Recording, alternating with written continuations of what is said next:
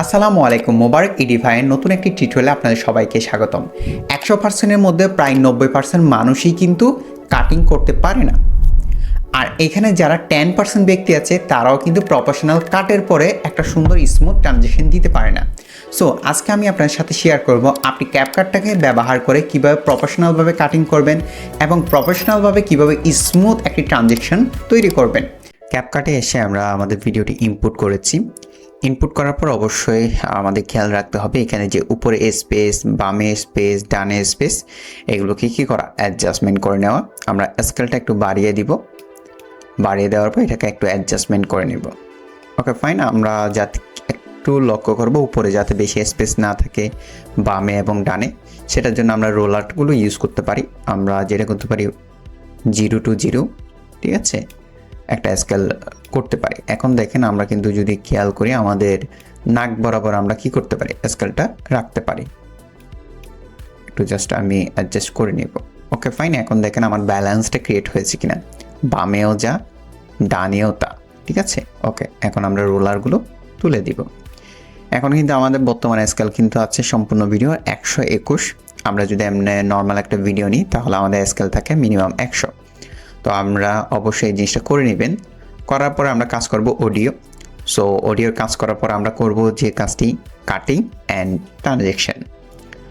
ভিডিওটা সিলেক্ট করে আমরা সরাসরি চলে যাব অডিও অপশনে। এখানে আমাদের দুইটি কাজ করতে হবে। একটা কাজ হলো রিডিউস নয়েজ, এটা আমরা অন করে দিব। এরপর আমরা নর্মালাইজ লাউডনেস, এটাও অন করে দিব। এই দুইটি কাজ করার পরে আমরা যে কাজটি করব, আমাদের যে মিনিট আছে, ভিডিওটা এখন সম্পূর্ণ ডিউরেশন হলো 8 মিনিট 53 সেকেন্ড। দেন একটা বক্স আছে, এটাতে ক্লিক করব। ক্লিক করার পর আমরা ভলিউম টোনটা দেখব যে আমাদের যে মিনিমাম যতটুকু দরকার ভয়েস সে পর্যন্ত আছে কিনা। রেজিস্ট্রেশন প্রসেস, দেখেন আমাদের ভয়েসের সাউন্ডটা কিন্তু খুবই কম। সো আমরা কি করব, ভলিউম থেকে এটা বাড়িয়ে দিব। একটা আমি বাড়িয়ে দিচ্ছি। দেন কোনোভাবেও যাতে -6-এর নিচে এবং 0-র উপরে না যায়, আমরা এই অবস্থায় রাখার চেষ্টা করব। বাইং প্রসেস আপনি যখন কিনতে যাবেন তখন এখানে আরেকটু বাড়ানো যায়, মিনিমাম আমরা 8 পর্যন্ত রাখি। সো আপনি আপনার ভিডিও ডিউরেশন অনুসারে কাজটি করে নেবেন। আপনার did of agreement. Okay fine. এই কাজটি করার পর আমরা সেম জায়গায় ক্লিক করব, এটা অফ হয়ে যাবে। এখন আমাদের যে কাজটি করতে হবে, কাটিং। সো আমরা যখন কাটিং করব অবশ্যই লেয়ারটা জুম করব। হাতের ডান পাশে আমরা প্লাস আইকনে 1 বার 2 বার 3 বার যত ক্লিক করবে জুম হবেন, আর মাইনাসে ক্লিক করলে একবার কি হবে, জুম আউট হবে। আমরা একটু জুম করে নিব, দেন ভিডিওর শুরুর দিকে আমরা চলে আসবো। আসসালামু আলাইকুম, আশা করি সবাই ভালো আছেন। আমি মোহাম্মদ শামসুল আমিন, আমি একজন রিয়েল এস্টেট প্রফেশনাল জড়িত। আবার বলতে হবে এটা। সো দেখেন ওনার এখানে মিস্টেক হয়েছে। দেন এই জায়গায় আরেকটু জুম করব, জুম করে আমরা এখান থেকে শুনবো। আসসালামু আলাইকুম। দেন আমরা ধরতে পারি এই ক্লিপটা আমাদের রাইট। তাহলে আমরা কোন পাশে, হাতের বাম পাশে তা ডিলিট করব। সেটার জন্য অবশ্যই আমরা একটু স্পেস রেখে দেন আমরা স্পিড অপশনে ক্লিক করব।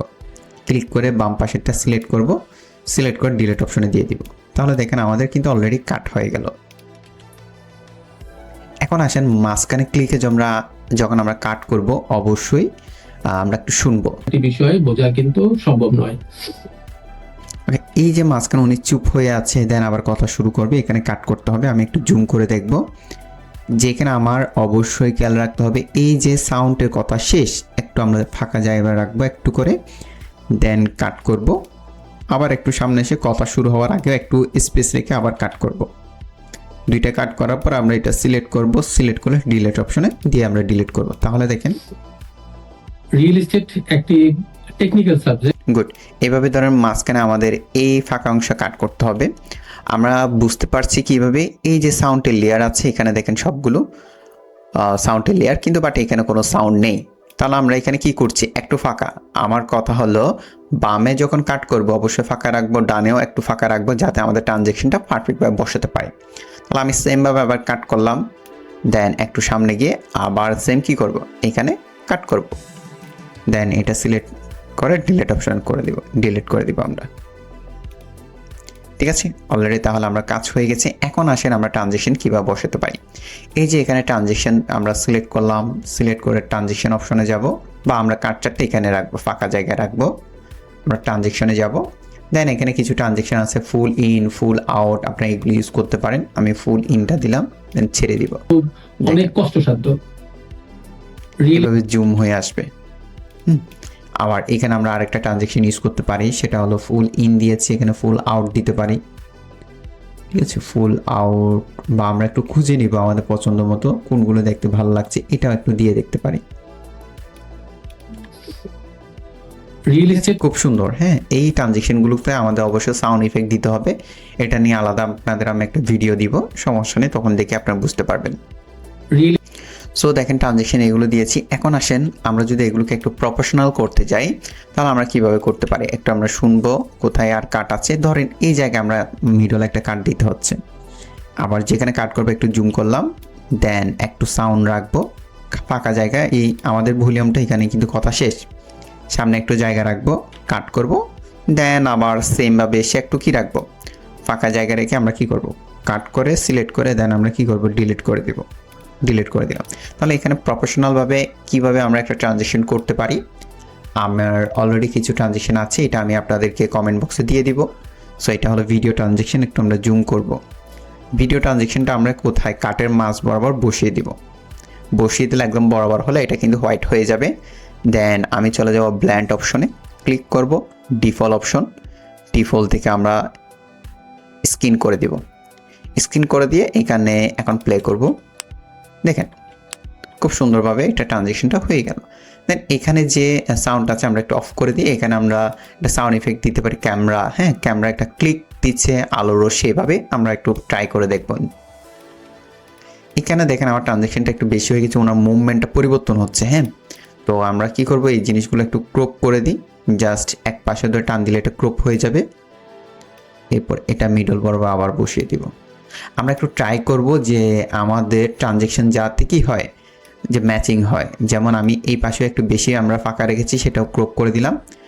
আমাদের ট্রানজেকশন বিশেষ করে আমরা চেষ্টা করব এই ট্রানজেকশনটা কোথায়, এখান থেকে যখন শেষ হবে এখান থেকে কথা শুরু হবে।